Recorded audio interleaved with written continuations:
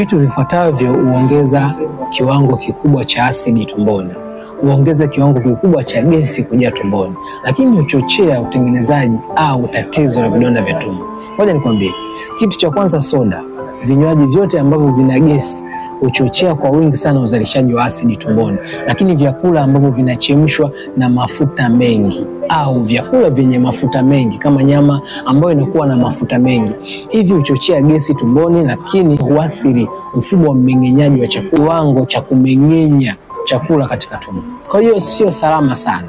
Lakini sukari ambayo sio ya asili, naongelea sukari ambayo inapatikana katika pipi, hizi ni sukari hatari sana. Kama utaendelea kuzitumia mara nyingi, zitakuathiri katika mfumo wako wa mmeng'enyo wa chakula. Lakini matumizi ya kahawa na matumizi ya maziwa na bidhaa zake huathiri moja kwa moja mfumo wako wa mmeng'enyo wa chakula.